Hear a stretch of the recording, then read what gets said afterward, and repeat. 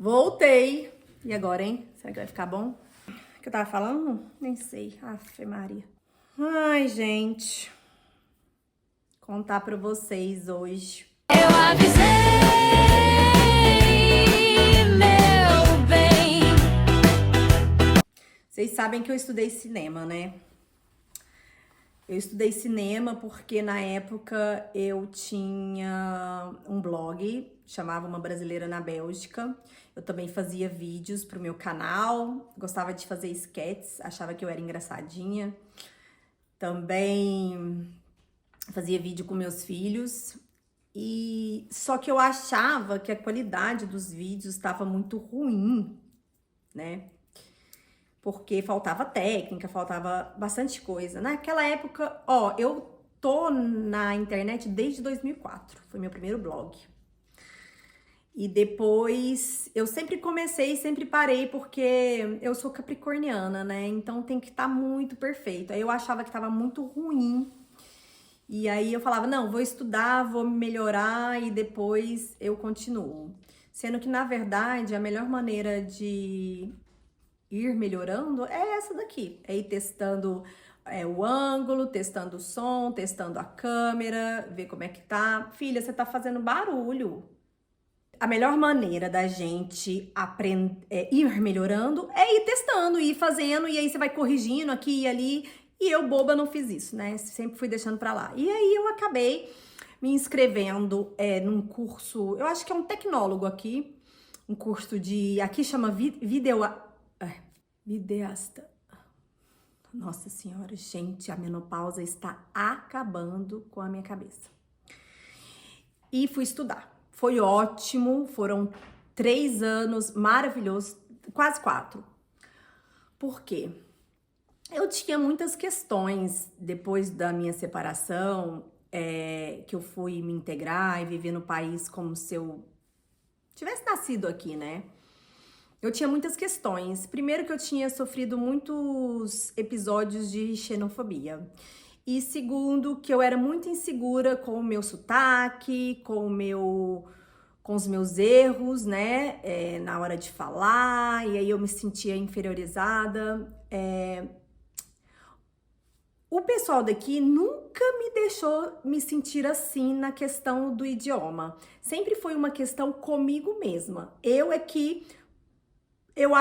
gosto muito da língua portuguesa. Eu gosto de escrever, eu escrevo poesia, tô escrevendo meu livro e tudo mais. Então, a língua pra mim é meu patrimônio, sabe? É a minha infância, é a minha história, sou eu. E como eu tenho essa paixão, esse encantamento, não tô dizendo que no português falado eu seja melhor, até porque eu faço questão de carregar o meu sotaque, porque é o único elo que eu ainda tenho com o Brasil e eu não quero perder isso. Então, eu me senti inferiorizada de não conseguir fazer o mesmo com o francês, que é a minha segunda língua. Eu falo outras línguas também, mas o francês é a minha segunda língua. As outras eu falo muito mal, desenrasco, como dizem aqui. E aí, foi primeiro que eu tava voltando pra escola, depois eu tinha terminado o colegial, nunca mais tinha estudado, então assim, já tinha passado o quê? Dos meus 18 até meus 35 anos, tinha passado muito tempo, então eu nem sabia me comportar mais como uma estudante. E depois que não tinha nenhum estrangeiro na minha sala, era todo mundo europeu, ou era belga, ou era francês, ou era sei lá, alguém da Escandinava, alguma coisa assim. Mas todo mundo do meu curso era europeu, só tinha eu de estrangeira. Então eu chego insegura por causa da língua, chego insegura por ser estrangeira e chego insegura por não saber se eu ia dar conta de estudar. E comecei a estudar. E nesse curso você estuda as matérias e as provas, tem lá um examezinho teórico, né? Mas na maior parte são exercícios práticos. E aí, no final de cada semestre, você tem... Não, no final de cada ano letivo, são 3 anos o curso, você tem que fazer um filme. Então, eu fiz 3 filmes, um em cada ano que eu terminei. E aí, para ter o diploma, você tem que fazer um último filme, que é para agregar tudo aquilo que você aprendeu durante todos aqueles anos. E, inclusive, Esse último filme, você pode escolher fazer logo em seguida, quando você termina os 3 anos, ou você pode falar, não, vou fazer o ano que vem. Aí o ano que vem eu pego meu diploma. Eu fui a única da minha sala que fez o 4º filme assim que terminou os 3 anos. Então eu me formei, o dia da apresentação do meu filme, que foi num cinema aqui muito legal. Vou colocar aqui a foto pra vocês. Eu fui a única da minha turma e eu fiz com a turma anterior, a minha. Foi assim que aconteceu. Ou seja, eu fui a única formanda da minha sala no ano certo. Ai, adoro! Por quê? Porque na minha sala tinha eu, de 35 anos, o resto era tudo jovens, e tinha a minha melhor amiga, que se tornou a minha melhor amiga, que era Marie Christine. Marie Christine tinha 60 anos, ela tinha trabalhado no jornal La Libération, da França, que é um jornal importantíssimo, então ela era maravilhosa, ela falava outros idiomas, então ela entendia todas as minhas piadas, ela entendia todos os meus erros gramaticais, e ela ria muito disso. Então, Marie Christine foi a peça fundamental para me dar toda a segurança na época desse curso. E eu tô contando essa história por quê? Porque eu estava recomeçando a minha vida, tinha me separado, tinha voltado a estudar, tinha me integrado no país e tinha começado um novo relacionamento com um europeu, um belga muito legal. E a gente foi morar junto logo no começo do relacionamento. E nós ficamos 3 anos juntos, a gente chegou a noivar. Só que no primeiro ano que eu tava estudando, nós terminamos. Sim, é a primeira vez na vida que eu vejo alguém que deu um pé na bunda do amor e que sofreu que nem uma condenada. Sim, eu terminei com ele. Por que eu terminei com ele? Porque, apesar da gente se gostar, apesar que funcionava muito bem, ele me ajudou muito com a questão do idioma. Eu era apaixonada com a família dele, a minha sogra me tratava como filha, a minha sogra tratava meus filhos como netos, e eu fui muito acolhida por eles. Então, foi a primeira vez na vida na Bélgica que eu tive uma rede de apoio. Então, tudo isso fazia com que a gente planejasse muita coisa. Só que o querido tinha uma grande questão com álcool. E o anterior tinha e tem até hoje uma grande questão com álcool. E eu cresci numa casa em que o álcool foi sempre uma questão. Então, eu fiquei aterrorizada. Eu não sabia se eu estava construindo o caminho com uma pessoa e que lá na frente essa questão do álcool seria difícil. E depois também descobri uma traição. E aí, mais uma vez, tomei chifres. Você sabe que hoje por muitos momentos, eu me arrependi de não ter dado uns chifres assim nas pessoas. Mas quando eu lembro o quanto o chifre é doloroso, e eu detesto as pessoas que tratam esses assuntos como se fosse bobagem. Porque não tem nada, pra mim, não tem nada a ver com a questão sexual, entendeu? Você tá com vontade, você tá com isso, você tá com aquilo, não tem problema nenhum, faz parte da vida, eu entendo isso muito bem. Mas o combinado não sai caro. Quando você decide estar com uma pessoa e combina uma coisa com essa pessoa, eu acho que o mais digno é você cumprir com o que foi combinado. Não custa nada a pessoa falar, olha, tá acontecendo isso, tô querendo isso. O que você acha? Você dá o direito da pessoa saber se ela quer ou não aquilo, entendeu? Agora, você se comportar planejando uma coisa e acreditando que a pessoa tá vivenciando a mesma coisa que você, e você muitas das vezes resistiu a desejos que você teria tido também. E o que você fez? Honrou com a sua palavra. E a outra pessoa que ela fez, nem lembrou de você na hora. Então eu acho que isso me faz sofrer muito mais do que imaginar a pessoa beijando, transando e tudo mais. Não, eu acho que eu fui traída e a lealdade é uma coisa pra mim que eu não abro mão. Eu sou muito leal à minha família, aos meus amigos, ao meu trabalho, aos meus chefes, aos meus patrões, aos meus clientes. Eu sou muito leal. E se a pessoa, por algum segundo, deslizar comigo, tchau, obrigado. Eu não consigo passar por cima disso. Outra coisa. Suponhamos que você passe por cima, que eu até tentei, eu não era mais a mesma pessoa, entendeu? Eu comecei a entregar uma Janaína que eu não era mais. Uma Janaína desconfiada, uma Janaína neurótica, uma Janaína que eu não era. Então, por que insistir num relacionamento que você não tá conseguindo nem ser a pessoa que você é? Por causa de insegurança. E aí eu terminei. Gente, eu entrei num buraco, mas num buraco. Pra vocês terem ideia, eu demorei 6 meses pra abrir a janela do meu quarto e pra trocar as roupas de cama, porque eu não queria que o cheiro fosse embora. O cheiro da pessoa, o cheiro do casal, sabe, assim, junto. Foi deprimente. Eu não gosto de lembrar de mim nesse estado, até porque eu acho que eu sou uma mulher muito forte. E eu sei que esses momentos de vulnerabilidade me tornaram ainda mais forte. Mas só de lembrar me dá um medo, me dá uma aflição, me dá um desespero. Eu lembro que eu acordava pensando nisso, eu dormia pensando nisso, eu ficava o dia inteiro pensando nisso. E eu chorava, e eu não sentia mais nada. E eu tinha 2 crianças, e eu tinha que cuidar dessas 2 crianças. E aí meu ex-marido, pai dos meus filhos, teve um dia lá no apartamento buscar as crianças, porque eu não consegui levar. E ele me viu na cama, e ele falou, pelo amor de Deus, levanta dessa cama. Acho que foi a primeira vez que ele me viu assim, né? Eu fui a nocaute. E não tinha nada a ver com a pessoa, tem a ver com a gente, né? Com os planos que a gente fez, com o medo do que vem pela frente, o desespero se aquele sentimento vai passar, aquela falta de ar, aquela vontade de ficar stalkeando, de ficar indo atrás, ao mesmo tempo que você deleta tudo, porque se você ver, você vai ficar pior. Eu não conseguia estudar, eu não conseguia trabalhar, as pessoas viam na minha cara, e quando as pessoas me perguntavam se eu tava bem, eu começava a chorar. Eu pensei em coisas horríveis, mas eu não tive coragem, que eu pensava assim, não é justo os meus filhos terem que lidar com o fato de ter tido uma mãe, né?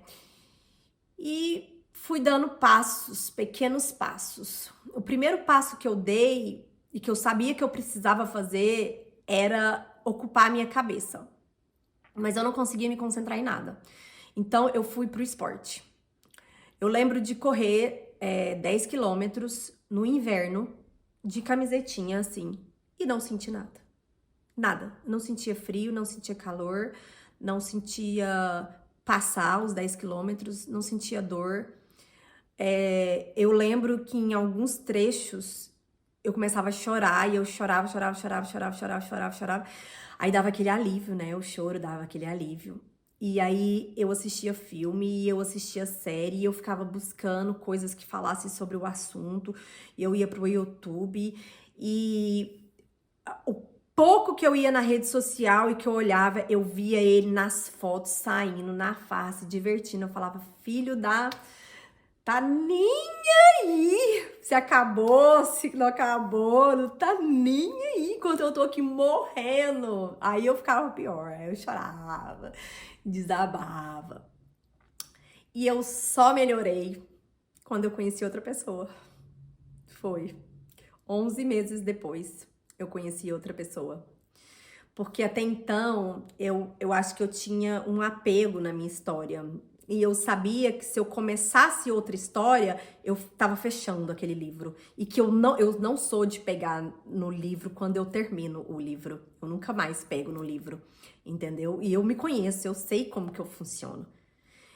Então, se existia inconscientemente uma vontade de voltar, uma esperança que ele corresse atrás de mim, alguma coisa assim, eu sabia que se eu olhasse e me interessasse por outra pessoa, eu fecharia aquele livro e começaria uma história nova. E foi exatamente o que aconteceu. 11 meses depois, eu conheci uma pessoa e não foi a pessoa que me arrancou dali. Na verdade, foi olha, não é que eu posso me interessar por alguém de novo? Não é que existe outra pessoa interessante também, igual aquela era? Olha só! eu ainda sou capaz de gostar de novo, apesar de tudo, de ver os meus relacionamentos não funcionando, de querer acreditar no amor, mas tá muito difícil encontrar um cara legal. Eu até gostaria de me relacionar com mulher, que eu acho que seria muito mais fácil, acho que é muito mais compatível, mas nasci assim, né? Hétero, como é que pode fazer? Não tem muito o que fazer. E aí, os olhos brilharam de novo. E aí eu fechei aquela página. Óbvio que, como em todas as novelas, todos os filmes, o Queraides achou que eu ia ficar morrendo, né, o resto da vida. E eu falo muito, eu brinco muito com meu marido. Olha, você preste atenção, porque uma vez que terminou, terminou. Comigo não tem flashback. E ó, os queridos ficam aí tudo chorando depois, pensando, nossa, olha a mulher que eu perdi. Toda vez ela vai cada vez mais pra frente. Cada vez ela melhora mais.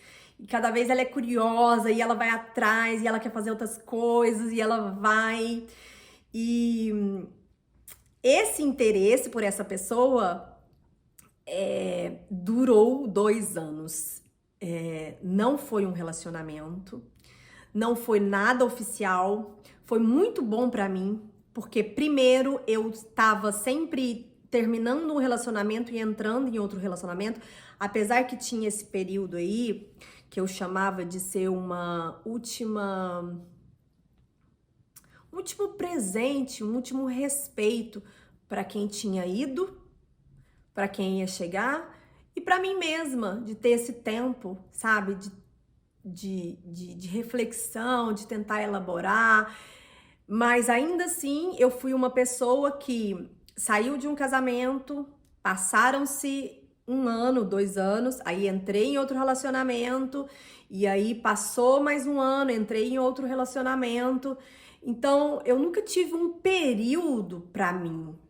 Eu nunca tive. Eu nunca tinha vivido sozinha de verdade. E do término desse noivado até eu conhecer o meu marido, foram 5 anos que eu fiquei sozinha. Foi nesse período que eu comecei a viajar sozinha. Porque o noivo, querido, ele tinha muita vontade, né, de conhecer o mundo. E ele sempre falava assim: ah, eu queria ir, mas tem a Janaína. Ah, eu queria ir, mas tem a Janaína. Porque eu tinha 2 crianças pequenas e ele sabia que não era viável pra mim. Mas eu nunca tive vontade de conhecer o mundo. Eu tinha vontade de ter minha casinha, de ter meus filhinhos e de ser criativa, escrever meu livro, gravar minhas músicas, que eu canto, né? E acontece que ele foi embora e ele levou um bar que a gente tinha, né? Aquela imagem dele desfazendo do bar que a gente tinha construído, a gente tinha uma parede com muito desenho feito pelos nossos amigos, com giz, né? Giz de quadro. A gente tinha uma parede preta, cheia de desenho, todo mundo que ia lá em casa, a gente fazia drinks, e aí a gente escrevia na parede. Então foi uma fase muito boa, e quando eu vi ele desfazendo daquela vitrine, foi a parte visível da ruptura, foi ele desfazendo daquele bar. E aí eu ficava pensando assim, né? Gente, mas eu sou tão legal, é tão bom ter isso aqui, eu, a minha casa, meus filhos. O que tem tão de interessante em ver o mundo, em viagens? Sabe, era uma reflexão que eu ficava fazendo e eu não conseguia elaborar. Eu só conseguia elaborar quando eu falei assim, não, então tá bom. Deixa eu ver o que tem de tão interessante nessas viagens que pode ser melhor do que eu. Muito engraçado como a gente pensa, né? E aí, eu tô até arrepiada, porque foi aí que eu fiz a minha primeira viagem solo. Foi pro Chile e pra Bolívia. Eu fui pro Brasil de férias, deixei meus filhos com os meus pais e fiz essa viagem sozinha. E foi a coisa mais incrível da minha vida. Foi incrível. E aí eu não parei mais, né? Foram quase 50 países sozinha, com a minha própria companhia. Enquanto eu dava uns beijos nesse querido que eu conheci, que eu fiquei 2 anos, que não era meu namorado, mas vivi coisas incríveis com ele, porque a gente tinha um combinado, era tudo dito muito às claras. Eu gostei disso, sabe? De Ele me perguntou uma vez, você tá ficando com outra pessoa, com outras pessoas? E eu falei, não, e você tá? E ele falou, não, o dia que eu ficar eu te falo. E eu falei, tá bom, o dia que eu ficar eu também te falo. E isso foi muito bom pra mim, me fez muito bem. Mas era um cara mais jovem que eu sabia que aquilo não ia evoluir pra nada, porque a gente já tinha sentado e conversado, que ele tinha o plano de conhecer alguém, construir a família dele com alguém que tivesse partindo do princípio como ele. Então era tudo muito claro, tudo muito dito. É óbvio que na vida as coisas não ficam estagnadas, né? Elas seguem um movimento que é ou evolui ou acaba. E foi o que aconteceu. Inclusive, quando eu conheci o meu marido, eu ainda estava vivendo essa história. E eu nem olhei para o meu marido. Por quê? Porque quando a gente está vivendo alguma coisa, a gente não consegue estar aberta para as outras coisas. Por isso que eu sou muito contra você ficar muito tempo em coisas falidas, porque tem um universo de possibilidades na sua frente, mas enquanto você está vivendo alguma coisa, é impossível outra coisa chegar. E aí, finalmente, depois dessa reflexão de que ou evoluía ou acabava, a gente acabou encerrando esse ciclo de 2 anos, né? Já tinha feito as minhas viagens, tinha feito tudo e tal. Eu já tinha visto meu marido uma vez, mas nem um, e aí foi quando eu cruzei mais uma vez. E aí foi quando eu estava sozinha, não estava vivendo nada, já tinha me formado, já tinha terminado os meus filmes. Eu quase não me formei por causa dessa ruptura, então já tinha terminado com o francês, tava livre, leve e solta, Copa de 2018, fui pro Brasil com as minhas amigas, nos divertimos. É engraçado que toda vez que a gente saía, a gente se divertia tanto, não era necessário relacionamentos amorosos, a gente era... Desculpa, gente, pela máquina, ela acabou de terminar o programa, então ela tá avisando, então vai aparecer esse som aí, mas tudo bem. E aí eu volto do Brasil depois da Copa de 2018 e aí eu encontro com meu marido novamente. Só que dessa vez eu estava 100% disponível e foi amor à primeira vista. A gente tinha amigos em comum. Não, essa história vai ficar pro próximo vídeo, tá bom? Um beijo, tchau, tchau.